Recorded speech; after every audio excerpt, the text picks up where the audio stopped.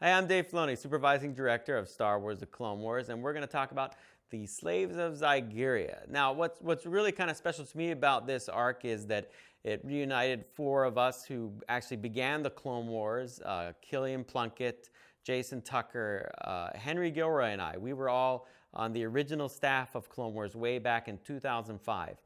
Henry had since left, but we brought him back to do this slave arc that he wrote as a comic book, because once he was not on the show, he couldn't get enough Star Wars and wrote a bunch of comic books, and George liked them enough that now we made them into episodes. So let's reunite this bizarre group of people to talk about Henry's stories.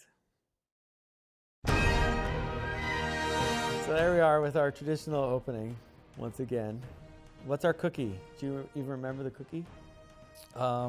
Where we are going always reflects where we came from. Well, you read it off the screen. Well it's done not like there. you remembered that. Like, is that the cookie you wrote, or did we change it? No, that was pretty much the cookie. That's pretty much Yeah, it. that's pretty much. You might have tweaked it a little.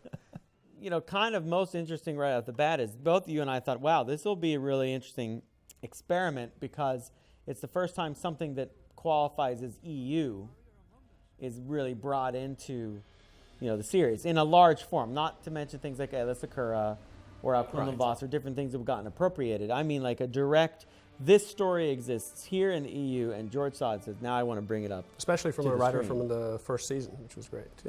That's to be honest. Yeah. That's one of the reasons why it was possible at all. Yeah, ironically, the story, I originally wrote the germ of the story while I was working on season one. That's And right. if you recall, the Rejected. time it was a little Rejected. too complicated for season one to pull off visually and production wise. So it was great that we got an opportunity. Yeah, that's great. Yeah. By the way, this ramp, Pouchon veneer and painted, one of the best textures in the show. Yes. That ramp. Yeah. Period. Just thought I'd point that out. It is a nice ramp. Okay, so go ahead. Killian, talk to me about the way this looks. All right, so back when this was going to be a comic, Henry asked if I would sort of help out with the designs. I said, no, I'm too busy making the show, sorry. And didn't I really- did a cover for one. Though, You did, and yeah. so did you. Oh, yeah, that's right, yes, I did. I did remember. issue number 1. At the time, yeah, I think I was number 2. When the time did come to adapt this, we sort of had to pretty early on decide, were we going to follow the visuals from the comics and how everything looked, or were we going to do our own thing? So we kind of did our own thing, which is usually how it goes. I think some of the artwork that was in the comic book resembled what we'd already done with the Alina people. Yeah. And we wanted, you know, instead of that Angkor Wat look, we wanted something that was much more, you know, I really like the idea of their horns, and that maybe the Togrudans had really patterned a lot of their architecture and style after those shapes. And the idea that they were an artistic colony meant that I wanted to have a lot of graceful shapes, a lot of, I think it might have been Chris Glenn that came up with the idea of having a lot of these big kind of almost like sheets of cloth hanging up there, sails. sails, and that all, you know. Yeah. Now, was it described as being on a cliff in your script, or was No, it was actually in a valley, a peaceful valley. Yeah, but I mean, but I did away think with that. but The cliff is so much more dramatic. I mean, you can't put the village in a valley. But you What are you, really Elrond? I mean, come on. You really get the sense, though, of these Togruta colonists as people who are really completely involved in the arts. Yeah. They're just a community of artisans and who are it's like obsessed with Sedona. beauty. It was like Exactly. Sedona. That was the lighting value we were Yes. using a lot. Obviously, there's good lighting there. Sure, Wow. it reminds me of like a Maxfield Parrish painting, just the way that the hues kind of come up so Yeah. bright. And Well, another warm. reason that the buildings were so kind of out there was that we knew we were going to go to Zygerria as well, That's and right. it had to look different, really different to. Now the that next- brings up a whole other thing, is that in the comic book, this guy is a basilisk, and we already had a big basilisk in season 4. Ponkrell. Ponkrell So- on our show. So was his name Darts Tanar then in Yeah. the comic? Yeah. I believe it was. no, right? actually, it was a different name in the comic, but obviously What was it in the the comic? comic were 6 issues, so some of the material had to be cut Yeah, out. okay. So. Wow. Well, I mean, there were several problems. One of which was Ahsoka was written as kind of like the movie Ahsoka in the comic, and that it was happening in continuity of the comic right not long after the film. Yep. So she was a very young, more naive character, Yeah, very yeah. bratty. And then Ventress was still in it as Dooku's apprentice. And one of the first discussions we had was, well, we can't have Ventress in this, and I want to keep everything kind of moving forward in the TV series. So Ahsoka's got to act and be a little bit older. And then we couldn't have the Basilisk guy. Right. So we had to make a really big Zygerrian guy and make it clear that the only reason Obi-Wan's in this fight is that he's allowing this guy to kind of beat him Stalin. up he's stalling for time. Yeah, so Absolutely.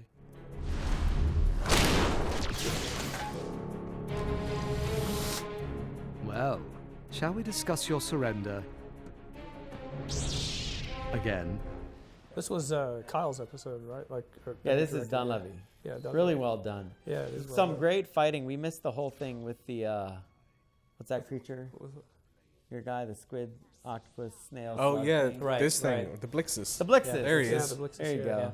Yeah. That's disgusting. Mhm. The pinchers are great. Actually, great design. It's kind of pretty much what I had in mind. I think I described it as a scorpion meets an octopus. So you guys, Yeah, we spent a lot of time editing this sequence, actually. This trying was to get really it right. good. This part here really always works, where he falls and grabs. And look at that. Poor Blixus. It was that shot that I think He's was like, it. he lands in some trees. Yeah. He lands in He's some okay. trees. He's He's okay. okay. These things are resilient. Yeah. Really resilient. Sure, he doesn't just land in a pot of boiling really- water. He's bright orange and delicious. I love this by the scene end. right here where Ahsoka's like, okay, we got him. Everything's under control, but Anakin's really tapping into that childhood anger he had against the slavery issue, and he just grabs this guy. He's ready to kill him. Where are they? And I like that Ahsoka's like surprised. Okay, Yeah, she's he seen would him have mad killed him before. He but would have killed him if Ahsoka wasn't there. absolutely. Right? The Jedi will not stop us this time. We'll see about that. I think this was the first time we saw the Takora, is it? Yeah. The ship, I think it is. Was, Yeah, I like and this ship. Yeah, it worked out The really well. flying so- sand crawler It's really cool. is what I really wanted it to look like. Yeah, we've used it a few times since. It's got the right kind of shape vocabulary for Star Wars. It really does. And this city, I mean, again, we had to build a whole civilization here Zygerrian capital. on every planet we're going to. So we went for what a kind of Babylonian look. Yeah, you found a bunch of ref that you really liked and said, Yeah. let's just stick to this. It's so easy now to do searches and stuff. You don't need those mountains of resource books and National Geographics anymore. I mean, they still come in handy. And you know, at Skywalker, we actually have a great asset in that. We have tons of research books that George has collected over the years from various film libraries from studios. Yeah. So we have a lot of ways we can research different cultures and different architecture. And I actually extended this shot because I like the reveal of the city so much. Here's a question for you, Killian. How many lightsabers can R2 hold? I don't know, as many as the writer says. That's right, as many as the plot Very requires. good. Yeah. As many as the plot requires. Remind me why I'm the one playing the part of the slave? I tried it once. I wasn't any good at it. Besides, the role of master comes easily to me. Really? Well, this time try to be convincing at it. I thought these dragon lizards actually were really executed to perfection. Oh yeah. Much Yeah. This was a Better fun thing improvement. Layout did with this little knife fight here. It's great. It's probably one of the questionable things we've done, Yeah. but Was that in the script? Did you say there must be monkeys knife fighting? Knife this fighting, thing? yeah. No. Oh, actually, there was supposed to be some sort of action, but But you didn't specify. I was really knife fight. really wanting to see the oppression of the slaves in this marketplace how, to get a sense of it. Gilroy's using a serious writer's tone. Yeah. He's very, I can tell. he's leveled it out. He's like, I was looking for the oppression, the feeling of suffering. And nothing says oppression like monkeys emote. knife fighting. That's So, right. Really, you see that, you're like, Really gives you some good oppression. Here's a there. question. Laser whip. I in the comics, I had always seen Yeah. the Zygerians or thought about them as humanoid or Yeah. mostly human, but red hair. I think I kind of drawn on their inspiration of them being from a EU source. Yeah. That they were. I always kind of perceived them as like the Harkonnen Yeah. or something Yeah. of the Oh, wow, Star Wars universe. okay. Anyway, so what made you decide to make them kind of the coyote people, sort of? Yeah, I just thought that humanoids, we have so many of them. I wanted to get something that was a little bit stranger looking, and you know, as I like wolves, and coyotes are a similar family tree. So I thought coyotes were mischievous and sneaky and tricky, that they were tricksters. I kind of wanted that trickster. I'd actually originally developed that look for that origin of Ahsoka story that I've been working on, which involves the trickster, and that's where I first drew a coyote person, and I thought that would be a good character then when we were doing Zygerrian. So we talked about it, because in the comic book, the thing about them with the little spikes on their faces and the orange hairs, it tends to look like typically what you see on a TV show when they're making an alien, which is they glue some kind of prosthetic to their face and then give them wacky hair. And I wanted, since we're animated, we should go a little bit farther. In the end, I think we could have pushed them even further. Like, I think the Queen's design works really well. And I think the longer-faced Zygerrians tend to work more with the kind of coyote look. But really, their ears should come right out of their head. And it was a tricky one. But we tried to keep certain things from the comic, like the horns and the kind of orange tone. So we tried to kind of do a blending of the two and just make it a little more exotic. This scene, I always liked this idea. Yeah, the arena scene. Big arena scene. The texture painting in this room, the detail that everybody did is just phenomenal, and all the walls and the painted feeling. And I think her design is terrific too. There's so much life to her. She really feels like she's there. Well, that went through a couple rounds too. And it's another Darren Marshall costume. Darren is... That's right. Oh, really? Marshallini. Darren Marshallini. I believe in the comic book, actually, Ahsoka's in a much more revealing outfit. Yeah, that wasn't going to happen. No. That wasn't my intention. That's right. That made Wired magazine, right? Yeah, no more tube tops here. Yeah. That Ahsoka costume is really good. I mean, we obviously can't use it again, but it's a pretty good one, though. Yeah. Yeah, it looked really cool. Well, I thought it fit your description of a princess better, the character she was trying to portray. Oh, absolutely. It looked more like that's what she wore regally. Well, it's very, Alex Raymond. I mean, it looks like a Flash Gordon outfit, which is cool. Yeah, Nick edited this episode. He did a really good job with this scene. Yeah. Yeah, this is this classic serial Star Wars action. Yeah, you can hear the John Williams score trumpeting out as they, it's just right here. It's a Jedi, That was great. We made this a lot quicker at one point. It was really slow in this area. Looks like your slave empire is finished. Again. I loved all the little TV monitors that Brian O'Connell, who directed this, he was able to always incorporate that in the background. So you can always see there are layers to everything that's going on. I like laser whips. Yeah, it was something new that we hadn't done before. And I was actually hoping that you wouldn't get to it before this episode. So, what, laser whip? Yeah. Yeah. Did you see the physicality of them? No. The way we make them different than a lightsaber is that they actually have a cord in them, and when they pull the trigger and whip it, there's actually a cord that comes out. So it's not like they're pure energy. There's actually a heated metal physical cord in there. Okay. But because it's got energy around it, the lightsaber can't cut it. Gotcha. Kind of like the Magna Guard staff, but then it recoils back into the staff. But that's, again, just always an effort to keep a Jedi lightsaber unique. So, did you write the thing where Ahsoka almost kills the guard that's sort of toying with her? Yes. Like she just kind of throws him off the edge. She doesn't mean to. It was more She doesn't mean to? No, she just does that? Because he basically survived. He caught himself, so. Oh, he caught himself? Yeah, he did. So you're saying Ahsoka meant to do it and he just caught himself? No, but she knew he would. She knew that he wasn't going to. She knew. Yeah. How did she know? You gotta plug a hole. Because then she would have just done like this and stopped him from falling. So. This episode, this is the third and final part, I believe now, right? Yes. There it is. Oh yeah, that took 4 seasons to get done. First and only time we've ever seen the solar sail with a solar sail. Long have Sith empires been built upon the backs of slaves. To carry on this tradition, we will require millions. In my mind's eye, I don't know, the origin of the story, I always thought of like, what do the Sith want with these particular slaves? What is it about the people of Kadavo? I'm sorry, the Kiros, the Togruta. And Sidious, because he sees things going his way, eventually he's going to want to, have these fantastic, great monuments built to his name.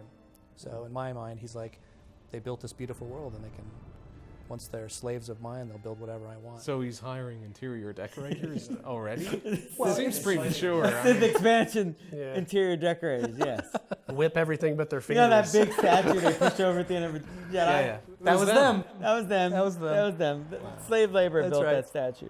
Oh. You can't get good slaves in the Empire these days, Punishment for a slave who disobeys her master. That's enough, Dooku. Skywalker. Who's the voice of the Queen? The Queen is played by Raja Brudi, and it's actually the only role she's played on Clone Wars, which is unique for us because we tend to use a lot of the same actors, but we wanted a really unique voice. She stole the death scene. The death scene where the Queen dies, it is the longest death you've ever seen. I mean, it was incredible. I think we cut it down when you did the yeah. just to keep it. But I mean, it was a whole act. Wow. It was pretty dramatic, scene. yeah. You were right, Skywalker. I am a slave, just as you are. Saving the day. Attack on Kadavo. There's Plo Koon. Saving the day. I put Plo Koon into the story because I knew that Dave would have to make this into the show. Yeah. Now he's got the Wolfpack bracers now, and the Wolfpack has cooler looking outfits than they used to. Better armor, better helmets. Oh, goody. You know, like we couldn't use anyone else. Yeah, you know what though? This is a spoiler. The coolest helmets that the Wolfpack wears are the desert helmets. Oh yeah, but that's seasoned. That's seasoned, I don't know, in the future. But those are the coolest. And I will say, watching it today, because of watching this footage, it's startling how just subconsciously these helmets start to look more and more like wolves. I mean, these things got they come more and more forward. We're talking about stuff that has nothing audiences is going to see for a whole season. I mean, it's off in the future, so don't worry about it. It'll be cool. I'll have the 500 First guys will make it like this one, and that's really the whole reason why I keep making new helmets. I know. Then they gotta make them. I got that awesome new one on my desk. It's not painted yet. Yeah. All right. Back to your thing. It's your moment. What's happening now? So the Jedi are trying to free the Kyros slaves from Kadavo, and the bad guy here is basically opening the floor up so he can drop them all to their doom. One of the original things was that a like-minded plot to this happened on Ryloth. Yeah, originally this story was written, or this climax was written on Ryloth. On Ryloth. We even have some designs. Mace, and I had some early sketches of like a prison that hung over a lava field. Yeah, because Lord knows you can't be a bad guy without saying, well, I kind of want to base, that it's suspended over a lava field, right? So, but by that point, we had done so many bases sinking into lava fields on this show. Like we were on Mustafar. That's right. We got a whole place that sinks into the lava field. I think and then we had been on the Citadel. It was another base on like a yellow lava-like field. So I was like, God, we just can't have this. How about a bottomless pit? That's terrible enough. Like they just drop these suckers off into oblivion, and you hear them screaming, and it then disappears into the nothingness, which was actually pretty terrible. Well, there's plenty of stuff in this. There's Rex killing someone by throwing a spear through them. That's right. Was that in the script? Gosh, you know what? I can't remember if that was in the script. No. I don't think so. No. I think the chair ended up going into the... Because I added that line. Okay. I know Jedi. I know Jedi. That's the whole thing. But I have to give you this moment because he loves this one of his gripes. All right, let's hear it. Here comes a writer gripe. Oh my gosh. Everybody prepare yourself. This is what I have to deal with on a regular basis. So this is not the ending to the comic. That's right. Oh, yeah. This is a different ending. Right. So go ahead and tell the world, if they haven't read your comic, what the ending to the comic is, because I know you want to. Go ahead. The story was always about Anakin and him coming to terms with being a slave and getting past it, growing past it. And somehow his saving these people or freeing them was going to help him move on himself.